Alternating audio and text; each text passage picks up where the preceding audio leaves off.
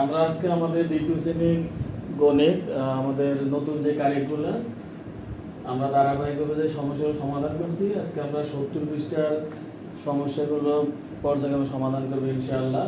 তো আমাদের 70 পৃষ্ঠা এখানে 1 নম্বরে দেওয়া আছে, একটি বিদ্যালয়ে 625 জন শিক্ষার্থী ছিল। বছরের শুরুতে 275 জন শিক্ষার্থী নতুন ভর্তি হলো এবং 35 জন শিক্ষার্থী চলে গেল। ওই বিদ্যালয়ে কতজন শিক্ষার্থী রইল তা গাণিতিক বাক্যে সমাধান করো। আমরা এই ধরনের সমস্যা কয়েকভাবেই সমাধান করতে পারি। তো যেহেতু আমরা গাণিতিক বাক্যে সমাধান করতে বলছে, আমরা গাণিতিক বাক্যেই করব। তো আমাদের 1 নাম্বার, আমরা যদি গাণিতিক বাক্যের সিস্টেমে লিখি তাহলে আমাদের শিক্ষার্থী ছিল 625 জন, নতুন ভর্তি হলো 275 জন, চলে গেল মানে কমে গেল 35 জন। তো এই হচ্ছে আমাদের গাণিতিক বাক্যের আমরা এটা লিখলাম। এখন আমরা এখান থেকে সমাধান করব যে আসলে ওই বিদ্যালয়ে কতজন শিক্ষার্থী আছে, এটা আমরা বের করবো কিভাবে। এখন তো আমরা স্বাভাবিকভাবে এখন যে দুটো যোগ আমরা যোগ করব।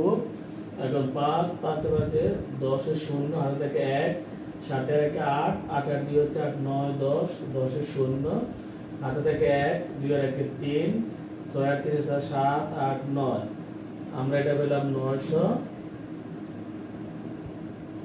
বিয়োগ এখানে আছে 35। তাহলে আমরা 625 আর 275 আমরা যোগ করে পেলাম 900। এখান থেকে আমরা এখন 35 বিয়োগ করব। তো 35 হলো 10 থেকে 5 গেলে আমরা পাই কত, 5, হাতে থেকে 1 3 এর 1 4, 10 থেকে 4 গেলে থাকে 6, হাতে থেকে 1 9 থেকে 1 গেলে থাকে 8। তাহলে আমরা পেলাম 865 জন।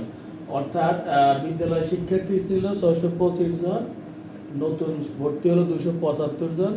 তো আমরা শিক্ষার্থী যারা ছিল তাদের সাথে নতুন যে ভর্তি হলো তার মানে শিক্ষার্থীর সংখ্যা বাড়ছে, আমরা যোগ করে পেলাম 900 জন। কিন্তু 35 জন শিক্ষার্থী চলে গেল, তার মানে কমে গেছে। তো আমরা 900 থেকে আবার 35 বিয়োগ করে পেলাম 865 জন। তাহলে আমরা লিখবো যে ওই বিদ্যালয়ে কতজন শিক্ষার্থী ছিল। সুতরাং বিদ্যালয়ে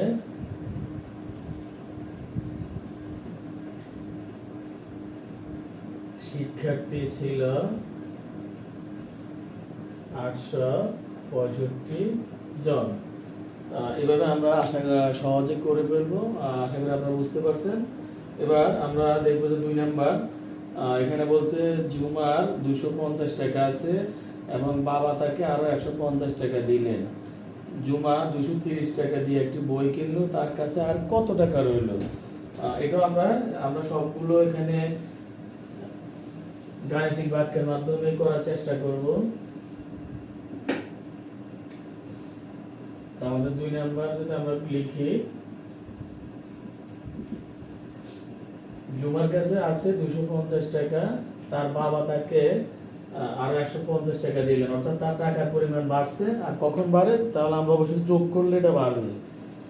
আর সে জুমা 230 টাকা দিয়ে একটা বই কিনলো, অর্থাৎ তার যে টাকা ছিল এখান থেকে 230 টাকা কমে গেছে, যেহেতু সে 230 টাকা একটা বই কিনছে, এটা আমরা বিয়োগ করব।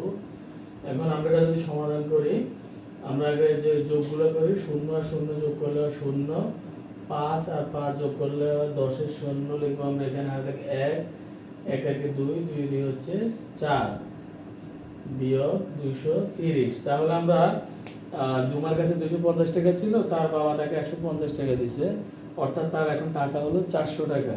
সে 230 টাকা দিয়ে একটা বই কিনলো, এখন কত থাকে আমরা বিয়োগ করে বের করব। 0 থেকে 0 গেলে 0, 10 থেকে 3 গেলে আমরা পাই কত, 7, আর থেকে 1 2 1 3, 4 থেকে 3 গেলে থাকে 1, অর্থাৎ 170 টাকা তার কাছে আছে। তো তার কাছে আর কত টাকা রইল, আমরা লিখব তার কাছে 170 টাকা রইল। আশা করি আপনারা বুঝতে পারছেন। এটা একেবারে সহজ।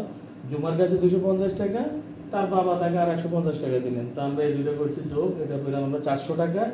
230 টাকা দিয়ে সে একটা বই কিনছে, তাহলে এটা আমাদের টাকা কমে যাবে। 400 থেকে 230 আমরা বিয়োগ করে পেলাম 170 টাকা, অর্থাৎ তার কাছে আর 170 টাকা রইল। আমাদের 3 নম্বরে বলছে দুটি সংখ্যার যোগফল 840, এদের একটি সংখ্যা 527 হলে অপর সংখ্যাটি কত?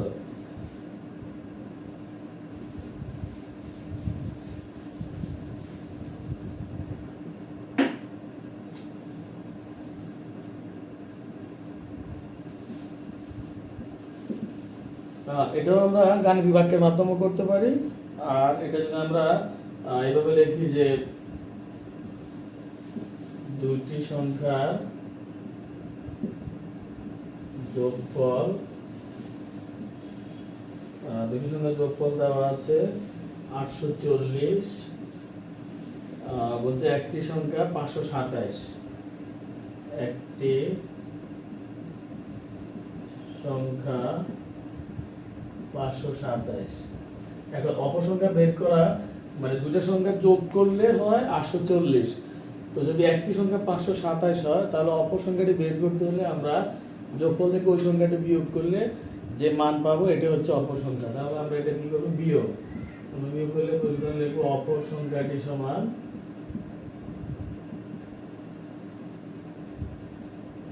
আমরা বিয়োগ করলে কত? 10 থেকে 7 গেলে থাকে 3, হাতে হলো 1, 2 আর 1 3, 4 থেকে 3 গেলে থাকে 1, 8 থেকে 5 গেলে থাকে 3। তাহলে অপসংখ্যাটি আমাদের হবে 313। আমরা এটা অপসংখ্যাটি পেলাম। আবার এই অঙ্ক আমরা গাণিতিক আকারে লিখলে তাও আমরা লিখতে পারবো। সরাসরি আমরা সমাধান লিখে 840, আমরা গাণিতিক বাক্যের আকারে যদি লিখে 840 বিয়োগ 527 আমরা এইভাবে করতে পারবো। এখান থেকে আমরা বিয়োগ করে যা পাই আমরা তা লিখবো। পরে লিখবো সুতরাং অপর সংখ্যাটি 313। তো আমরা আসলে গাণিতিক বাক্যে আকারে যদি আমরা করি এটা আরো সহজ হয়। তো আমরা চেষ্টা করবো যত সহজে উপস্থাপন করা যায় বাচ্চাদেরকে, আমাদের স্টুডেন্টদেরকে, তারা যেভাবে সহজে বুঝতে পারে আর এইভাবে লিখতে পারলে তা হবে। আমরা যে কোনো একটা পদ্ধতি লিখবো। তো আমরা এইভাবে পর্যায়ক্রমে প্রত্যেকটি সমস্যার সমাধান করব। এরপরটা আমরা দেখি 4 নম্বর।